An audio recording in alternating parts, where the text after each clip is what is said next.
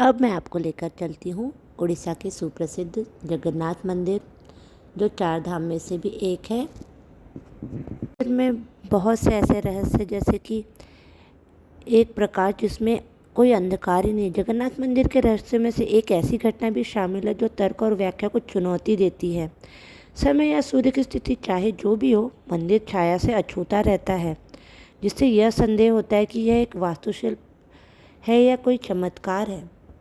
अब मैं आपको जगन्नाथपुरी मंदिर के ध्वज के कुछ रोचक तथ्यों के बारे में बताऊंगी कि ये जो मंदिर का ध्वज है वो हर दिन बदला जाता है। मंदिर के शिखर पर लगा ध्वज हर दिन बदला जाता है। यदि किसी दिन ध्वज नहीं बदला गया तो मंदिर 18 साल तक बंद रहने की मान्यता है। यह भी कहा जाता है कि ध्वज हवा की विपरीत दिशा में लहराता है।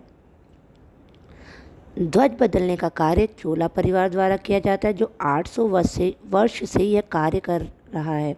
कुछ लोग ध्वज को भगवान जगन्नाथ का प्रतीक मानते हैं, जबकि कुछ इसे भगवान के प्रति सम्मान और भक्ति का प्रतीक मानते हैं।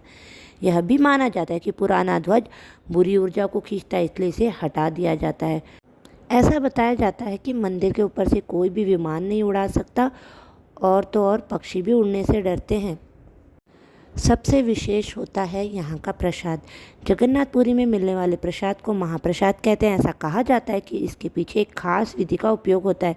इस प्रसाद की खासियत है कि इसे मिट्टी के बर्तन में ही बनाया जाता है। इसके अलावा ये प्रसाद गैस पर नहीं बल्कि लकड़ी के चूल्हे पर तैयार होता है। जब प्रसाद बनता है तो एक के ऊपर एक बर्तन रख दिए जाते हैं और फिर भी यह पूरा का पूरा पक जाता है। जैसा कि मैंने बताया कि यहाँ मंदिर के ऊपर कोई भी पक्षी या फिर विमान उड़ा नहीं पाते। इसका कारण है कि जगन्नाथपुरी मंदिर की सुरक्षा गरुड़ पक्षी करता है। इस पक्षी को पक्षियों का राजा भी कहा जाता है। यही कारण है कि अन्य पक्षी मंदिर के ऊपर से जाने से डरते हैं। दिलचस्प बात तो ये है, जगन्नाथ मंदिर पुरी के ऊपर एक 8 धातु चक्र है, जिसे नील चक्र के रूप में माना जाता है। मान्यता है कि ये चक्र मंदिर के ऊपर से उड़ने वाले जहाज़ों में कई रुकावटें पैदा कर सकता है, इसलिए विमान भी मंदिर के ऊपर से नहीं उड़ते हैं। अक्सर मंदिर में हमने 1 या 2 दरवाजे देखे, लेकिन जगन्नाथपुरी मंदिर के 4 दरवाजे हैं। मुख्य द्वार को सिंह द्वारम कहते हैं। बताया जाता है कि सिंह द्वारम द्वार पर समुद्र लहरों की आवाज़ सुनाई देती है, लेकिन मंदिर में एंट्री लेते ही लहरों का शोर बिल्कुल ख़त्म हो जाता है। तो इस तरह का एक्सपीरियंस आप खुद करना चाहते हैं तो मंदिर के दर्शन ज़रूर कीजिए।